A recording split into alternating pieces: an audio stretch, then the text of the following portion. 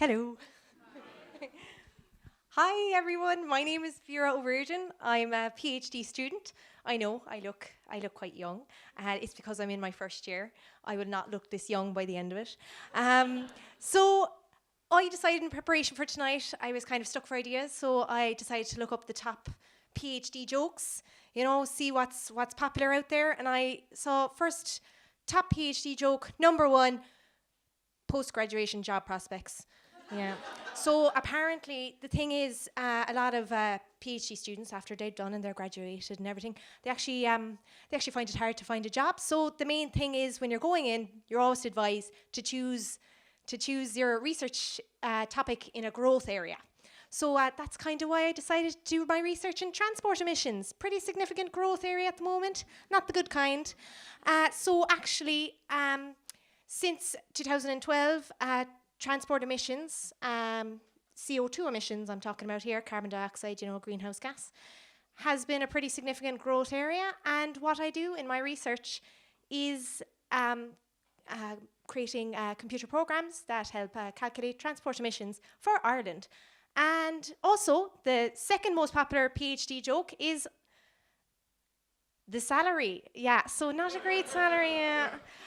So that is why I haven't actually managed to get my own mode of transport that's actually reasonable yet.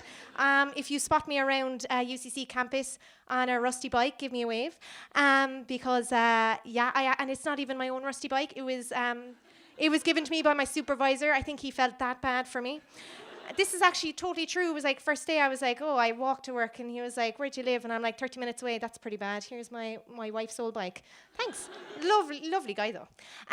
So I suppose, first things first, my main thing with transport emissions is, trying to raise awareness about how we can reduce our transport emissions. And, a lot of people say, hey, public transport would be a great option. Oh, have you considered buying an electric vehicle? Oh, walking and cycling. But for many people, that's not an option still yet. With electric vehicles, there's a bit of range anxiety. As well, they're quite expensive to buy first go. You can't always buy a new car, we all love to, but it's a different story actually getting one. So another concept that helps reduce your vehicle emissions is actually eco-driving. So some of the ways you can actually reduce your emissions when you're driving around in your petrol or diesel car is, first of all, maybe to check your tire pressure. And you can actually do this at a lot of petrol stations where you can check the pressure of the tires of your car.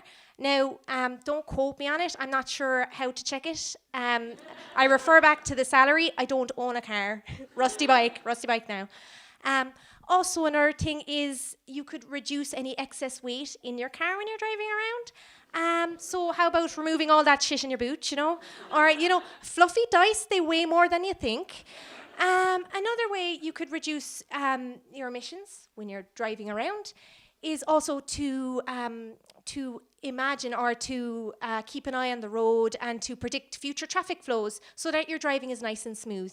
Actually, quite a lot of our burning petrol happens when we're accelerating and decelerating very quickly. And trust me, your passengers will thank you for a much safer driving experience.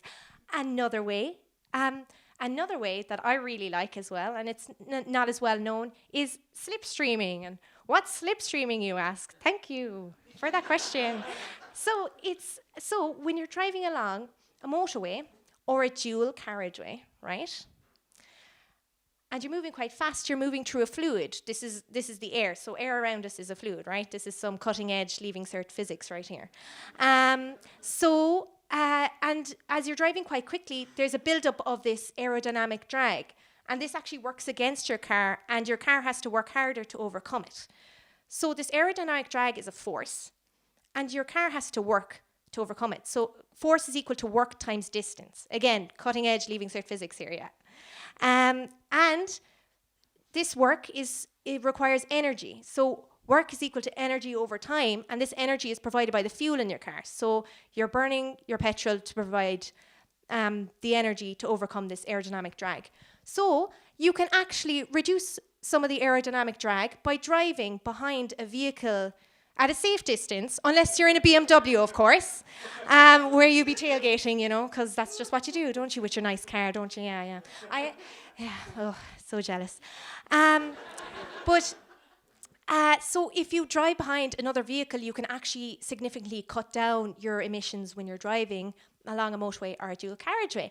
And I actually find, right, this concept, I like to apply this when I'm walking to work, because I don't own a car, so I can't. And I like to be as energy efficient as possible, right? So, like, it's been working great the past couple of times. I'd be walking to work every day, and, you know, I see a person up ahead, and I'm like, great, now I'll be very energy efficient. I'm walking along to work, and I come in behind them, and I walk behind them like this. It's very good, it's very good. And it's been working really well for me, super energy efficient. I'm motivated for the day. I've saved all that extra chemical energy from the food. Yeah, man, love it. Didn't work so well for me the last time. Okay, so I'm walking along, and I see your man, and I'm like, great, time to be super slipstreaming, cut down my aerodynamic drag, get in behind there now and start walking along. He starts kind of walking faster. I'm kind of like, all right, man, like, I gotta keep up with this. Then he starts kind of like changing direction, moving side to side, and I'm like, at this point, I'm not anticipating future traffic flows. Like, I'm moving really fast here, and that's not energy efficient either. Remember I was saying that earlier? Yeah, you listening? Are you with me now?